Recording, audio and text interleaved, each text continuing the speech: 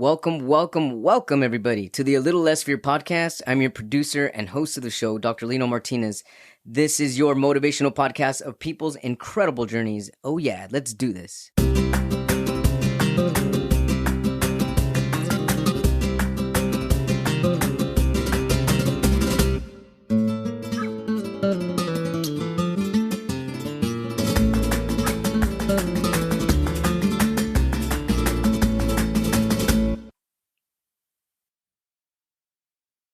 Welcome back, everybody, to the A Little Less Fear podcast.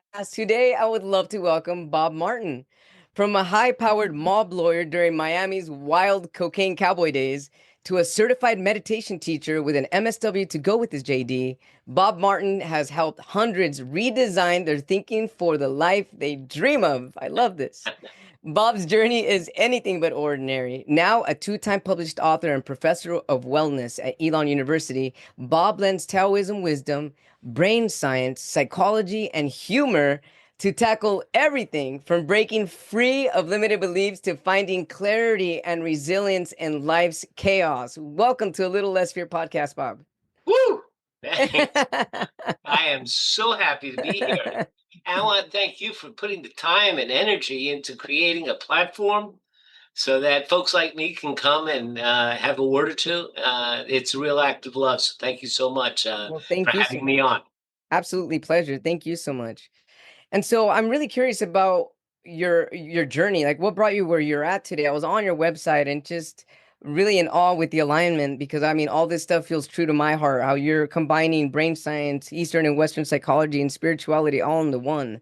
But what brought you there? Because as far as like my life story, everyone's got their own story, but for me to get to where I'm at, it was a hell of a journey. I'll tell you that much, in which I'm very blessed. I'm blessed to have gone through this hell of a journey.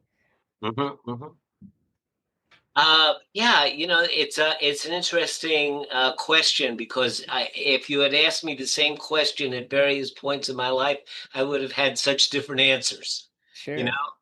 Now at 75, I'm getting closer and closer to having the answer of I just don't know, because it seemed like there were doors that opened for me at critical times, and I always think about, there's these two words. There's coincidence, Mm-hmm. and then there's synchronicity. And synchronicity has this little subtle nuance to it of kind of an intelligence behind the coincidence. Yes. And I wonder about that all the time, because if I look back on my life and some of the things that have occurred, it's just so hard to think that it was just happenstance. Mm-hmm. But on the other hand, it's kind of above my pay grade. And You're saying it's above your pay grade to try to differentiate the difference between a synchronicity and a coincidence? well, to know, it's above my pay I grade to see. know if there is a cosmic intelligence. What I generally put it in these terms: I have a current working hypothesis of And how what's that? the universe works.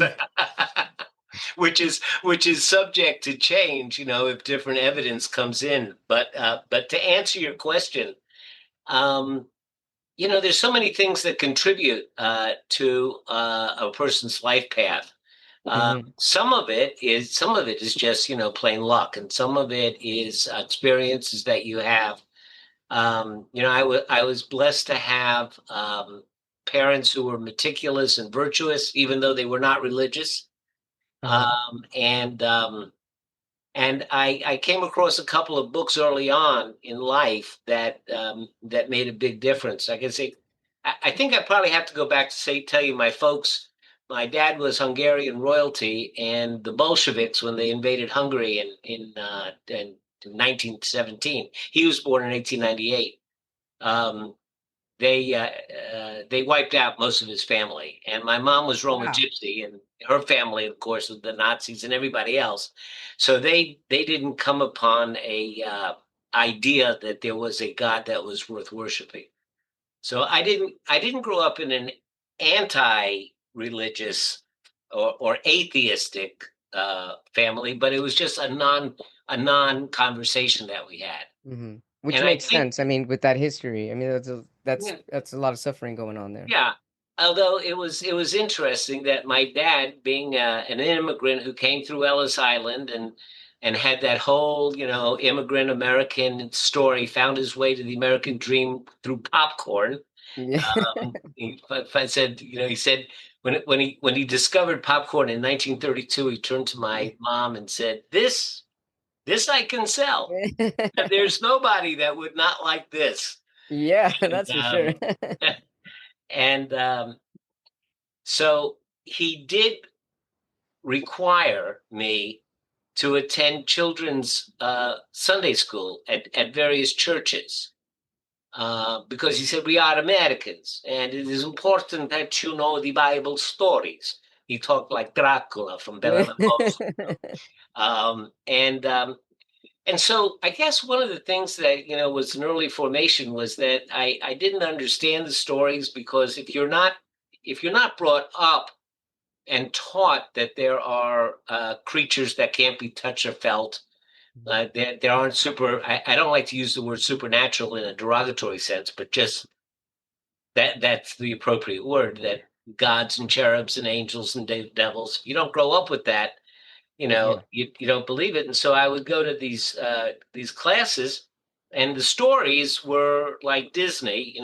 Some guy got eaten by a whale, and right. somebody else this and somebody else Yeah. that, and somebody else blew a trumpet and the walls fall down, and all these other stories I was told. But the one thing that was consistent that I heard everywhere that I was brought was that there was this guy, and I wasn't quite sure, if he was a god or a man.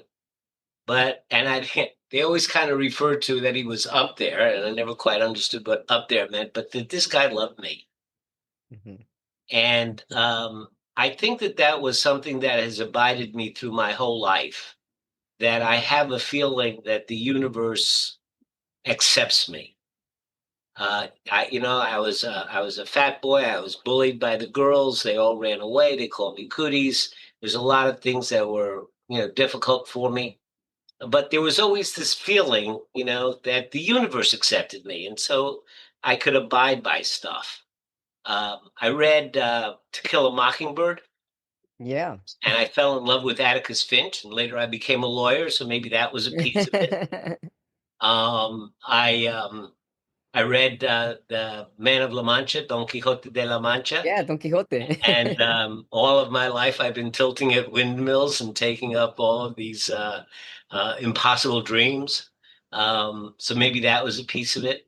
Um, and then things just mitigated and got me into law school. And it was one of those weird things. Um, like I say, I was a big boy, and I didn't find out that my body had a use until I discovered football. And then I found out that I had a use. My body had a use. But I broke my ankle in my sophomore year of college, and flunked out of college and became a hippie. And there was this one guy. I was always arguing about Nixon and Vietnam and Cambodia. Those were my years, of my formative years. Mhm. And he kept telling me, you should go to law school. You should be a lawyer. You should be a lawyer. So one day this guy goes out and he gets a job. I don't know about it, and he earns some money, and he goes to the post office and he buys a money order made out to the Educational Testing Service for $350, which is the entrance fee to the law school aptitude test. And he comes and he gives me this uncashable, unredeemable check that's Wow. only good for one purpose. He says, "You should be a lawyer, go take the test." That's amazing. That is amazing. Mhm. That's And then, synchronicity, not a coincidence. yeah, yeah. And then the other crazy part about it is he was a heroin addict. And the day I got accepted to law school, one law school took a chance on me.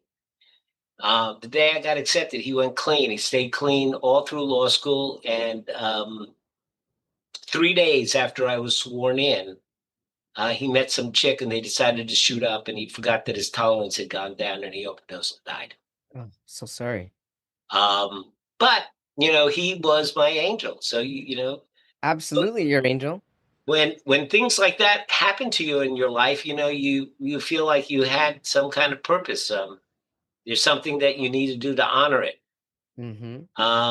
And my father was an honorable man, and so honor and trust and loyalty were important things to me. So So there was John. His name was John. Um, the other things that came about, I became.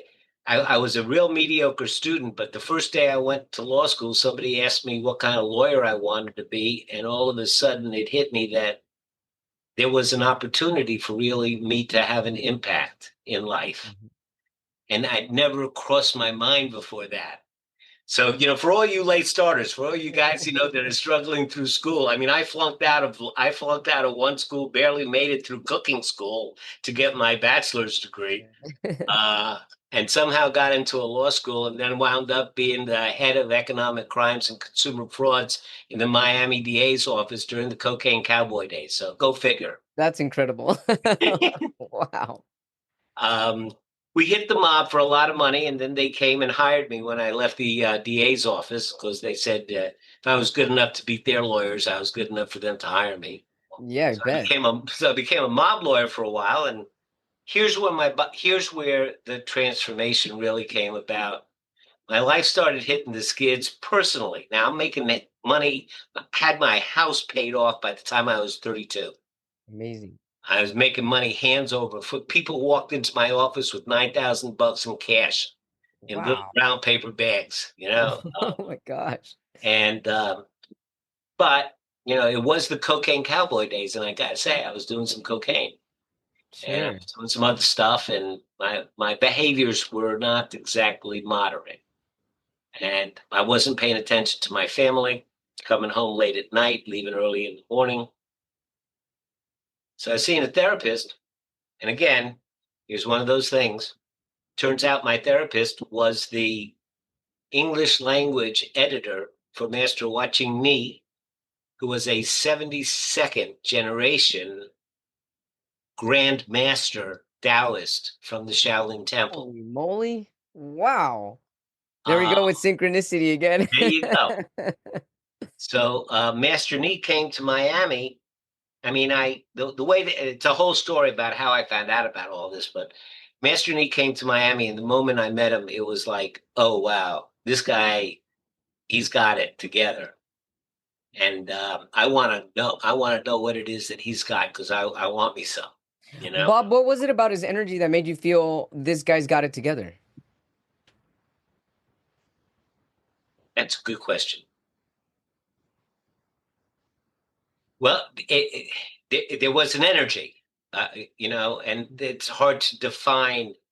The sensation, maybe a little bit of a tingling kind of a sensation, but it was more of the fact that he looked right at you, but he wasn't looking at you. It was like he was looking through you or into you. Mhm. I mean, normally when we look at each other, we can sense where our eyes are focused. And I Sure. just got the sense that his focus of his eyes was about 3 inches behind my nose. So as if he was feeling you and being the utmost present that he could be. Oh, yeah, he was there when he was there. He was, yeah. There was this stuff about him. We would play. Some kids came over to George's place. One was his little dinner, and they wanted to play hide and seek, and we all played hide and seek, and nobody could find him. He was just like that. I mean, he was 72 years old when I met him, and he was as lithe as a baby. He could sit on his heels. He looked like he was 35. Um, and he didn't talk much, but he giggled a lot. He giggled and he laughed and he chuckled a lot. He What we were watching a movie. I remember watching a movie called Mr. Roberts, probably way before your time, about this guy who wanted to get on a warship. He was on a supply bucket. He wanted to get on a warship, and finally he got the transfer. And Master Nee just stood up and he said, "I like this ending. I'm going to bed." And it was just, I like this ending. He was just so in control of himself, not in control of himself, just sensed his way through things. But he was a Taoist grandmaster and he taught me Taoism. I studied with him for 8 years and it was absolutely transformative. I can Um, imagine. What type of studies did you partake in? Well, there are two, I mean, other than Tai Chi and Kung Fu and the other moving energy manipulation practices like Qigong and the like that, I still continue to practice. I think that the two main practices are studying and contemplating the Tao Te Ching, which is, I suppose, the seminal book of Taoism. And what that means is the Qing means a classical book. Tao means the way, and Mhm. Te means virtue. So the Tao Te Ching is the classical book of the way of virtue. Love And it. it was given to me the first time I read it, I started reading it, and I mean, it became obvious. This is a operator's manual for how to live life. Love it. It doesn't ask it didn't ask me to believe in a God. It didn't ask me to believe in spiritual creatures, although the Tao itself, is very physics based, very energy based. And we could probably do a whole podcast on Taoism. Oh, I would love to. I would love to dive deep on that. It Absolutely is, love it it. is, it is, to me, Taoism is the perfect study for today's world. I agree. It Yes. is, it takes us away from the judgment of good and bad. Uh, Taoism has a positive and a negative in it, Mhm. but the positive and negative are like the poles of a battery. They're simply opposites that allow energy to flow. They have no judgment attached to them. Right. Negative is not bad. Exactly. As human beings, when we feel negative energy, it's uncomfortable and prickly. Yes. And so that's necessary to motivate us to get things done. On the positive side, it's comforting. And that is positive because that's helpful because it gives us goals and desires. And it's the balance of those two things, that give us a life that's effective and efficient. And so, but so the study of the Tao Te Ching and then the practice of the I Ching, which is the classical book of changes, which basically says that all of life is cyclical. Days turn to night, night turns to day. But good times also turn to bad times, and bad Mhm. times turn to good times, so that there are appropriate ways to act when times are good and when times are bad. And if you can, What are some of those ways? well, if things are going real great, what we have a tendency to do is coast. We have a tendency to go out and play. Kinda surf, go ride the wave? Yeah, yeah, yeah. And some of our energy ought to be directed to storing up some energy and putting away some reserves for when things aren't so great. And when things are really bad, we have a tendency to want to have to go out and fix it and use a lot of energy and panic and the like. And often, all we need to do really is have patience because things will turn around and they will get better. Matt, the Chinese symbol for zenith, the very top, Mhm. is about to go down. And for nadir, the very bottom, the Chinese symbol is about to go up. Um, you think of you think you're out in the ocean and you want to swim into shore. So Yes. there's three ways that you can do it. One is you can panic and drown, not the best. Right. Two, you can say, I got to get to shore and just put out all your energy and swim into shore, and you will get there, but you'll probably be exhausted. Oh, yeah. The other way is to take a look at the flow of the energy around you. Mhm. And you'll notice that the tide is going in sometimes and sometimes it's going out. So when it's going towards the shore and it's beneficial, take advantage of it and swim like hell. But when it turns and it goes against you, you don't want to be swept out. But if you can just put out enough energy and hold your reserves until that time passes and it turns again beneficial, then you'll reserve your energy, you'll save it up, and you'll have it to swim like hell when it's going with you. And if you look at people that do Tai Chi, especially when they do push hands, you'll see that they are actually practicing the going forward and the coming back, the going forward and the coming back. And Taoism cuts that cycle up into 64 pie slices and basically says there's a time to retreat, there's a time to wait, there's a time to be patient, there's a time to take advantage of what's good, there's a time to darken your light, there's a time that people won't listen, there are times people are anxious to listen. Hmm. Be sensitive to those times and adjust your behavior to make it the most effective and efficient. And what you'll do is you'll have a life that's much easier. I love that. So I guess adjust. that's the basic fundamental tenet of Taoism, I would say. And so to be adjust your energy to become more efficient with your energy for the times when there's a high tide and a low tide. And Mm-hmm. so then you become in flow and with your own natural fluctuations of your own energy coinciding in alignment with the way that the Earth's energy flows back and forth. Yeah, exactly. You I have a know, question. I'm sure, sorry, go sure, ahead. sure. It's like, let's say you got a great idea and you go to your friends and they're talking about what they want to do next weekend and you want to tell them your great idea. Yeah. The energy isn't going with you because, they don't want to listen to you right now. So you hold on, get patient, be quiet, shut up. Yeah. But don't just wait there with everything on your tongue. This is a great time to review what you wanted to say and maybe polish it a little bit and maybe think of the best way that you can say it, because eventually they're going to turn around and say, so what was that you wanted to tell Yeah. us?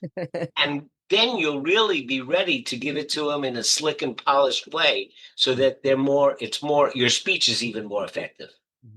That makes sense. Yeah, So a question that I had earlier sure. when you were talking about the classical way of virtue, and then we were talking about taking away judgment of the good and bad. Then we went into the Qigong, the book of changes, and how all days are cyclical. And so, and in days being cyclical, it's best to reserve your energy, conserve your energy. So I have a question. Let's say that you're having a great day, right? And you're Hmm. just full of energy, and like the Hmm. moment you get up till sundown, you're just full of life and you're just loving life. Right? Is there a time within that loving life period of the entire day that would be best to come down from that natural high to reserve it, or should you ride the wave of being on sky, on cloud nine all day? So, great question. Great question. That is a terrific question. So, what I would say is, how sometimes, let's say you're telling somebody a joke, right? And you're actually telling the joke, and your mouth is moving, and words are coming out. And then there's this other part of your brain that is evaluating how they're taking it and projecting whether or not they're going to get the joke, and if Right. you're saying it right, and how you're doing, and fearing that they're not gonna get it, and all of that. Those thoughts are there, right? So that is your intuitive or your left side brain throwing stuff up for you. The only problem is that it's not really well trained, Mm-hmm. and we don't spend a lot of time paying attention to that other voice. It just happens. Mm-hmm.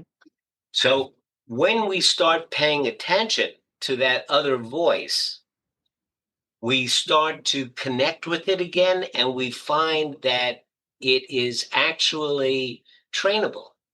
It's actually educationable.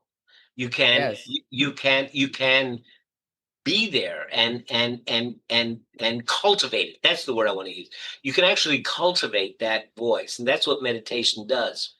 And so, to answer your question, it's a great day. You're having a wonderful time. But if you have spent a little time cultivating your intuition, you might get a little antenna buzzing saying, am I being excessive? Am I doing Sure. too much? Is there anything that I'm not paying attention to? And maybe it'll say, no, everything's good. Go have a good time. Mhm. But at least, you do have that little antenna that's going to, kind of vibrate a little bit and give you a little bit of a moment to, step back and evaluate. Mhm. And with the cultivation, with spending time with your thinking and the like, that becomes much more accurate and much more reliable and much more trustworthy.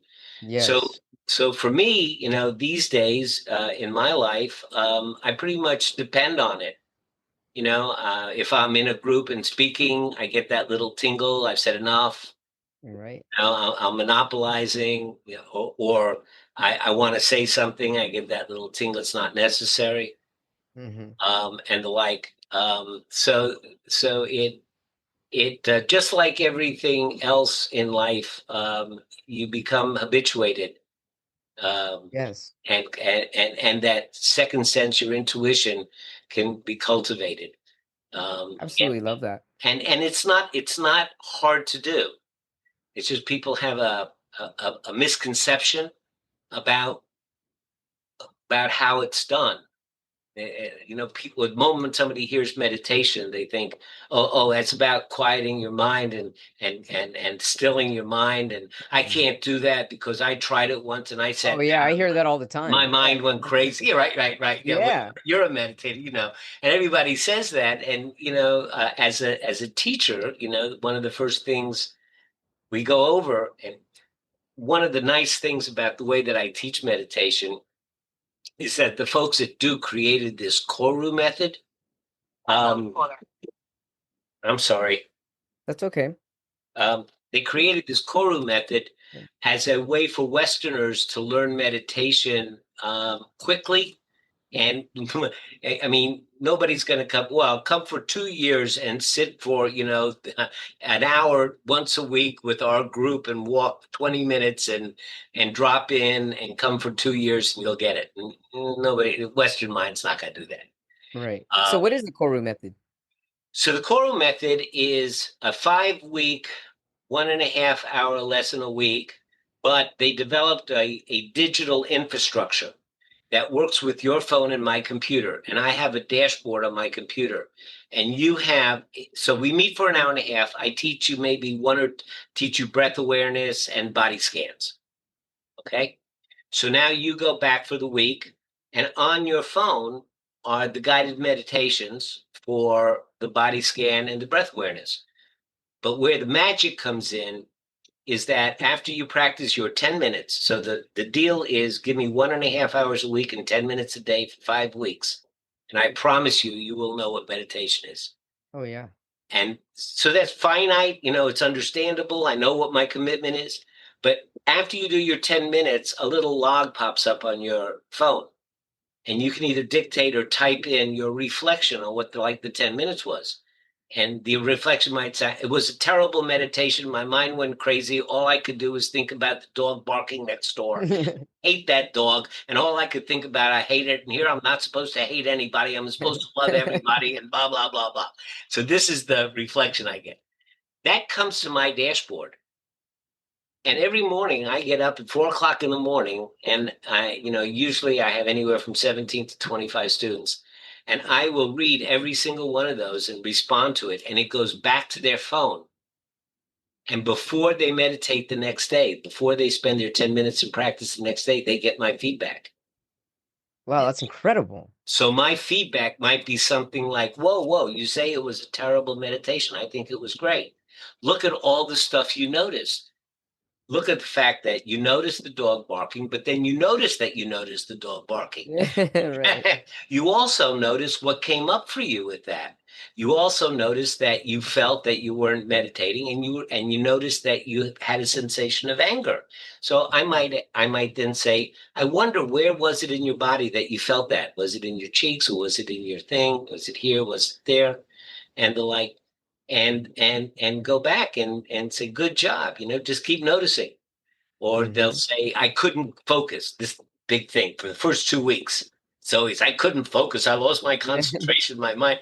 And then I explained to them, but that's what our minds do. Our minds wander. And then it's not that we can't keep the focus, it's not keeping focus that heals our minds. It's noticing when your mind wandered and returning and beginning Mhm. again. Mhm. And every time you begin again, you're basically saying to yourself, I can do this. You're building up your sense of self-efficacy. You're strengthening your self-perception of who you are. So if your mind doesn't wander, you can't build up that strength. So good job. And so they Yeah. get that kind of coaching every single day. Bob, I have a question about the body awareness. So, if in this situation with one of your students or a hypothetical situation, someone says, "Well, I couldn't think, or my heart rate was up, and I was starving," and then you come back with the question of where in your body did you feel the discomfort or the stagnant energy, and let's Mhm. say they say, "Or I felt it on my legs, or I felt it in my shoulders." What then do you do with that information once they're aware of where they felt the tension?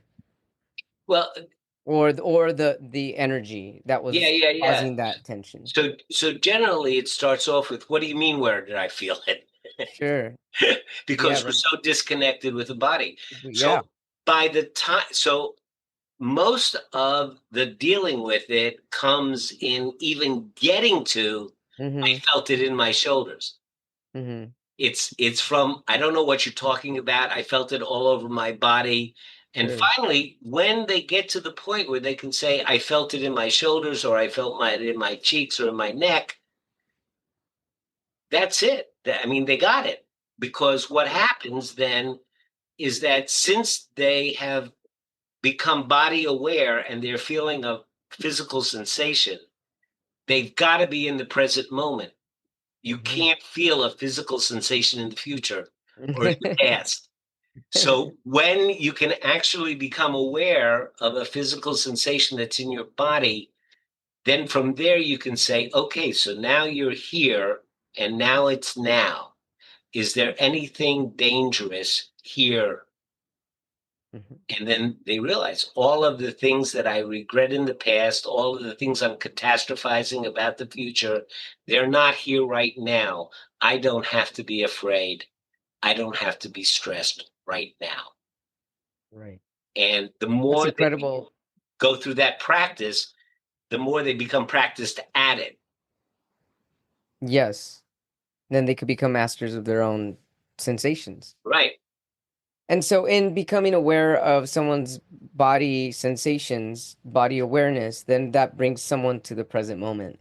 And Hmm. even that is purposeful and impactful because that is a way to connect with your mind, body, and soul spirit. And Yes, that's yes. also a way to meditate. It's not always going to be sit in silence with nothing on your mind.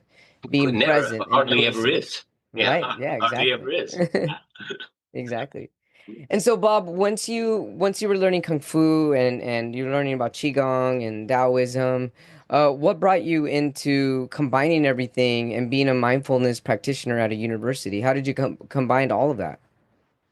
Well, I was a lawyer for 40 years, and then so when I got to North Carolina, there's not a lot of Taoists in North Carolina, um, but there are Buddhists, and so I started attending to Buddhist ceremonies and services and the like, and getting to know a group of friends. And Taoism isn't very meditative; it's more contemplative and it's more energy and movement. Whereas Buddhism is much more meditative. And so now, I was introduced to meditation. And just like most people, I went through a few years of fits and starts and starting and stopping and saying, I got to get back to it. And I feel better when I do it. So why don't I do it? And, Sure. all that Yeah. kind of stuff. And then I got a coach, and the coach really helped a lot. There was some accountability, and he cared for me, and he told me that the magic, it's not about quieting your mind. Oh, okay. So I started to have a steady practice, and then they asked me to undergo the certification for teaching, and I did. But I was still lawyering, doing mostly public service work at this point now, when I came to North Carolina. And uh, so, I remember when I went through the certification, when I was going through those silent retreats that we went through. I was sitting there thinking that I was going to go out and change the world. I'm going to get my certification, change the world. And I found it was a pretty hard conversation. Somebody overhears, oh yeah, I teach meditation. They go, oh, I need meditation. That's what I need because I'm so stressed out and everything else. I said, are you willing to, practice 10 minutes a day? Oh, I don't have time for that. Yeah, So, almost everyone's that's their go-to. They don't have time for 10 right, minutes. right, right. And when I always, it's time and money, and one of the things, if I do go that far with folks, I would generally say, if your uncle in California died, all of a sudden you'd find time and money. Oh yeah, So right. it's not about time and money, it's about priorities. Yes. It is It's about about priorities. it's about priorities. I mean, if you make it important, you'll find the time and money. Just yesterday I was in a class, a little introductory lunch and learn, Uh-huh. and somebody said, "Yeah, well, we were talking about 5 and 10 minutes." She goes, "Well, I can't do that because I wouldn't have time to do anything else." She said. So I said, well, 5 or 10 minutes. She goes, oh, I would not just do 5 or 10 minutes.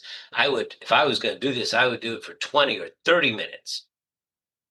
I said, good. So Yeah, that that gives is you good. what, 15 hours and 30 minutes of a 16-hour day to get everything else done. Maybe I was being a little bit too snide there. I think maybe I was a little too Mhm. aggressive, but I just sometimes even the meditation teacher gets a little frustrated with folks. Sure. Well, I think the frustration, I mean, I definitely understand. I think the frustration really comes from your heart being so compassionate and loving because you want so bad for them to be on this path that you're at because you've seen the beauty that it's brought you and the peace and the flow. And you want Mhm. people to be in that same flow and that same energy that you have found and discovered yourself that it took you years to find. And if Mhm. someone could simply just practice and just try it out and really open their heart to it, it's gonna change their life forever. Mhm. So true. So true.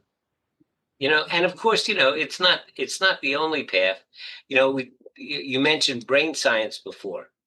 So where the brain science comes for is, if you teach, your students ask you questions. Yeah. And when they ask you a question and you don't know it, you want to go find out. Hmm. And so, people would say, well, how does this work? And so that leads you to go, look at stuff. And so I came across Harry Seligman and, positive psychology, which led me to, and here's a great resource for anybody and everybody, the Greater Good Science Center The in Greater Good Science Center? the Greater Good Science Center in Berkeley, California. Anybody that's working with anything around happiness and meditation and brain science and fight, rest and relax, parasympathetic, sympathetic Oh, nervous I system, love it. any of that stuff is going to go through the Greater Good Science Center. That is like the country's center. Anybody that's working in that area is connected to them. Whoa, I love it. And they have some videos, and they have a course which is self-directed, which anybody can take for free. It's pretty intense, though. I will tell you. I mean, it's when I say intense, it is it's very thorough. It's Hmm. called The Art and Science of Happiness, Oh, I love that. and it will teach you everything that you need to know about the research around happiness.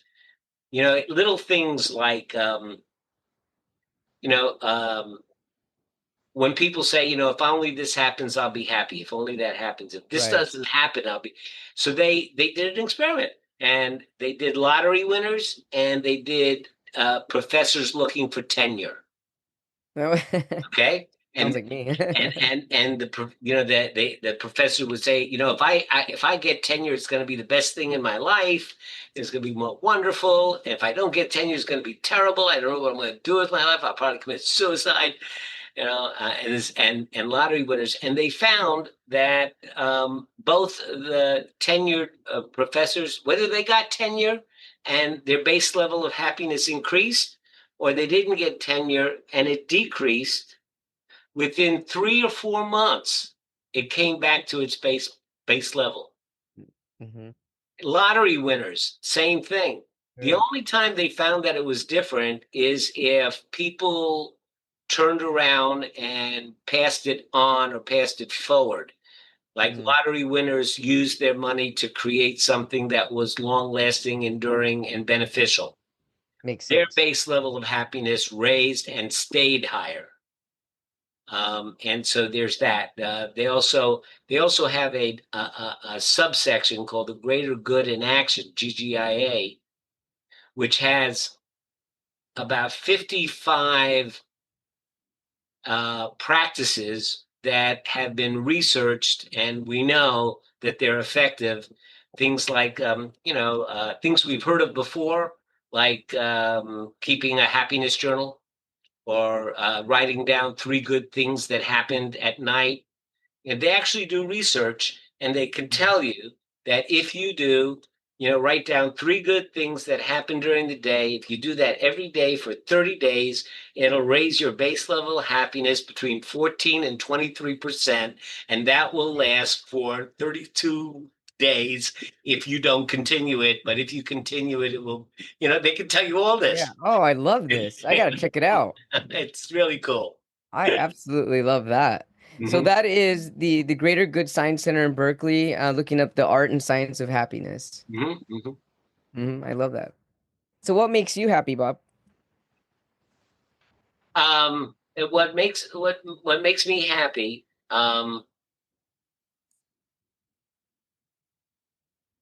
is loving my wife. I mean, I love to love her, and I mean, I know that she loves me, and that's wonderful. It's great we have a good relationship, but I just love catching on to some little thing that I know makes her happy, and then doing that and seeing how happy she gets. So that I that makes me happy. It makes me happy to watch the progress of my students because I get to read their daily journals. And can you imagine what it's like? I mean, it's like I'm taking the crown off of their heads and looking Yeah. into their brains, and seeing it. And then in about the third or fourth week, I see when all the conditioning starts to break up and they really get a taste of thought freedom, the freedom of, Yes. of, of understanding I'm not my thoughts. I am the creator of my thoughts, and Yes. understanding the potential that they have and getting a taste of that. That's truly blessed. Um, I'm blessed that I know to blessed, and I'm happy that I know that I've learned that we have a responsibility to beauty. Wow, I love that. What an incredible statement. We have a responsibility to Responsibility to beauty. beauty. You know, um, our left and right side brains, we know now because we can read the amount of electrical activity in the right and left prefrontal cortexes. And we know that if your right prefrontal cortex is overly busy and your left isn't, that you're going to be pessimistic, you're going to be cynical, you're going to be negativistic, you're going to see the glass as half empty. We know that. And the world will activate. That's where your fight flight response, that's where your survival response is, that's where your evolutionary sense of protection, danger, and stress comes is activated, and the world will activate that an awful lot. Yes, it will. You can't suppress it. Brain science is telling us you can't intentionally suppress it, you can't make it go away, but you can build up the electrical energy on the left side of your brain. And when you build that up and balance it, it can be predicted that you'll be a fairly happy, well adjusted, person. And so the only way to build that up, I mean, meditation's one way, but just getting out in the morning and watching the sunrise.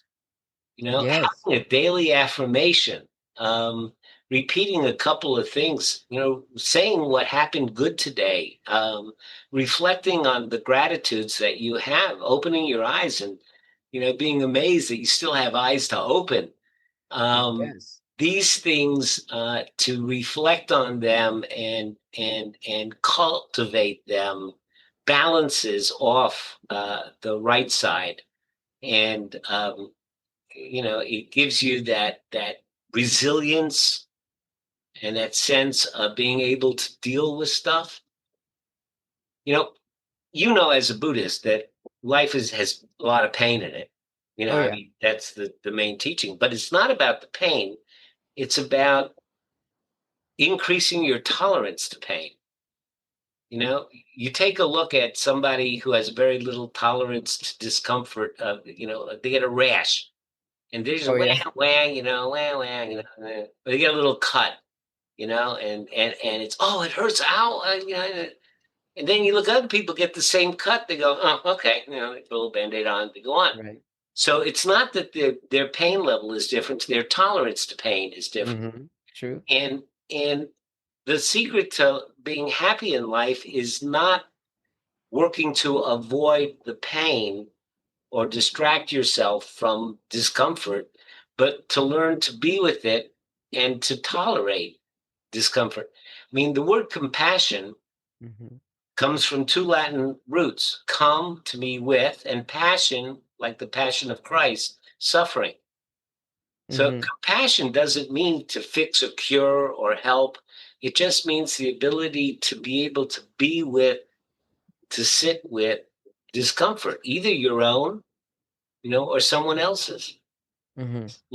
A person that has cultivated compassion easily can attend a funeral of a friend and talk Yeah. to the parents and just sit with them because they can tolerate the discomfort of it. Somebody that doesn't have that tolerance will come, check in, and leave, or not come at all. Yes. You Oh, know. I that resonates deeply with me for sure. hmm So I have a question. So on your yeah, website, thanks so much for all this sure, sure, incredible sure, information. I feel like sure, we sure. can have multiple Oh, we podcasts can on talk for a all these while. topics, Yeah, yeah, yeah, yeah. compassion and just absolutely love it. So on your website, you quote, you say that every morning you ask yourself, have I done enough? Mm, yeah, What does that mean to you?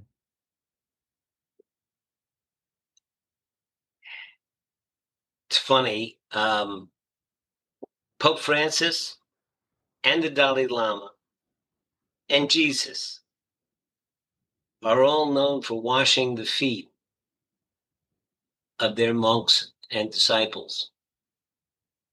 And it's about service. It's where you get your life. You get your life from service and from generosity. And by asking myself that question, have I done enough? It keeps me from the arrogance of thinking that I have done enough. Jimmy Carter, I think, said something like, my faith calls me to do whatever I can, however I can, as long as I can, with whatever strength I have. Um, and it's kind of, I read that and I think, that's what my faith calls me to. Um, and so it's just a way of keeping myself in check, keeping the motivation high. The Beautiful. next time I'm called on to do something or to help somewhere, not to think, well, I've done enough. Mhm. Now, sometimes, you get to that point, like when I stopped going to court every day, I said, I've done enough here. You know, Mhm. but there were other things that called me. Sure, absolutely. I can see that. So I mean I'm glad you cleared that up because when I read that, I guess some of the things that I felt into it without knowing you and talking to you and getting to know you, I just wondered and I questioned myself if you or question your self-worth in that. Oh, yeah, no, Mm. it's not. It's not. Okay. Okay, great. I mean, you look out at the world, and if you open yourself up to the suffering, which I don't mean, in a bad way, but I cry a lot. um, I cry out of happiness, but I also cry a lot for the suffering, and especially in today's day and age with the political situation that's going on today, there is such cruelty and lack of humanity Uh, it I coined this phrase, existential heartache. It's exactly what it is. It's exactly what it is. Well, that's a great phrase because it absolutely makes sense with what's happening right now, and it's disheartening, it's heartbreaking, and it's an existential crisis. It really is. Especially, for somebody that spent 40 years of their life, advocating for lady justice, to see the legal system corrupted. It hurts. I can imagine, especially being in your shoes, all your years and all the dedication that you've spent.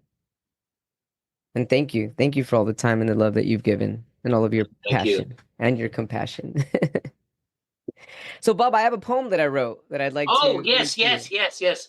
I'm anxious to hear it. Awesome, thank you. So I wrote this poem dedicated to Bob Martin's energy. And so here it goes. Thank you so much for listening. Bob Martin. As I dance within the rhythm of shooting stars and collect cosmic dust as my confetti, I cheers a cup of water to the galaxies as I sip to the gratitude that energy is always existent, and a Mhm. blessing is given with every connection to earth, to sing like the wind, to be carried through the canyons and the whispers of my ancestors, to be one with all and all with oneness. I am now, I am yesterday, and I am tomorrow, ever so bright, to guide you, to grow, to show, to and fro. And there it is.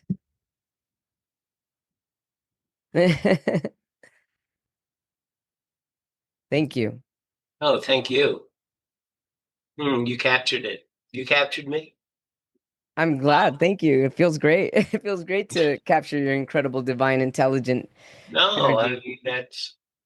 Oh, please, you'll share that with me, right? I will. I'll type it up and I'll email it to you. Oh, please, please, please And do. it will actually be published because I'm gonna get a collection of the poems that I've written to guests, and it will be published with your name on it. Yeah, Oh, that sounds wonderful. Thank you so much. I'm deeply, absolutely. deeply, Thank you. deeply touched. Thank you so much for receiving that. And so, thank you so much for being on Little Less for your podcast. It's been really incredible. I mean, I know you scheduled months ago, and it's so incredible how the alignment, the time always comes at the right time. And so, in circling back to the beginning of this conversation where you were talking about synchronicity and coincidences, and basically which one is true or which one weighs more than the other, or what's closest in alignment. I mean, if one were to ask me, I really feel that there's no coincidence ever. Everything is synchronicity. Everything is energetic alignment, and depending on where you are with your energy, and where you are with your energy is going to be what you're going to karmically create, the type of ripple effect that you're going to create, and the type of ricochet and boomerang that's going to come back to you. And so, in that, everything is perfect synchronicity, whether it's bad or good. As you were talking about earlier, we were talking about the Taoism, we were talking about Qigong. Everything is a spectrum. There is actually no judgment between good or bad. Everything's on the same line, on the same spectrum. And so, we're in flow and in flux, back and forth with all of this energy. And while we're in flow and flux between this energy, means that we're actually in perfect synchronicity all the time. And so, in trying to find this balance, we don't need to try to find the balance because naturally, our flow, once you start actually flowing with it and going with the quote unquote bad and good, you're flowing with the natural rhythm of earth, of energy, of the cosmos, of with yourself, and all of oneness. And in that, I can feel and tune myself into knowing that everything is perfectly synchronized.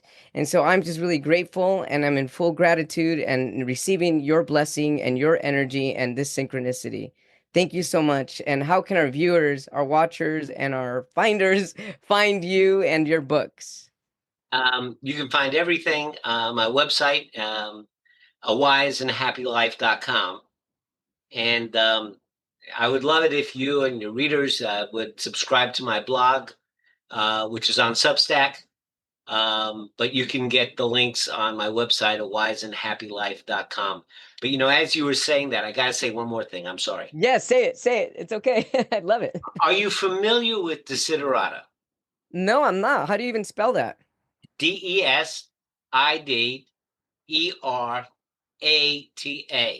What is desiderata? Desiderata is a poem that allegedly was found on a 16th century church wall, but really that it was written by somebody named Max somebody. During the 60s, Desiderata was like the hippie Bible. It is a short read, but it has all of life's lessons on one page. Oh, wow, I can't wait to And check it and out. and it says things like mm, listen to everyone, for even the poor and the foolish, they have their say. Oh, yeah. It goes on and on, but one of the things that it most reminds me of, based on what you were saying, it was um, you are like the trees and the stars, a child of the universe.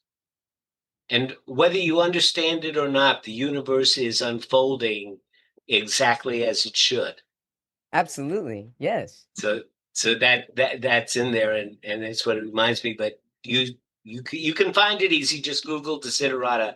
You'll read it and you'll be amazed. How did I ever not see this before? But I teach college sophomores, and nobody in that generation has ever heard of it. And I always give them a copy at the end of the class. That's beautiful. That's incredible. Thank you so much for sharing. Everybody, Bob Martin, www.awiseandhappylife.com. Thank you so much, and looking forward to keeping in touch with you. Wishing you love, light, and blessings. Absolutely. Thank you. Thank you so much, everybody, for tuning in to A Little Less Fear podcast. If you haven't yet, hit that subscribe button. Tell your friends and your family about A Little Less Fear podcast. And if you are interested in being on my show, feel free to leave me an email at a little less fear at gmail.com. Or if you have any questions or comments and you also want to leave me an additional message, you can also do so from my website, leaving an inquiry at www.alittlelessfear.com. You can get a copy of my book on Amazon, Amazon Kindle, and Amazon Kindle Unlimited, also titled A Little Less Fear. And thank you so much, everybody. I really appreciate all the support. Leave me a review if you get a chance. I love to receive feedback, questions, and comments. And any way that I can be a support to you, please let me know. Thank you so much. I love you. Wishing you love, light, happiness, and many blessings your way.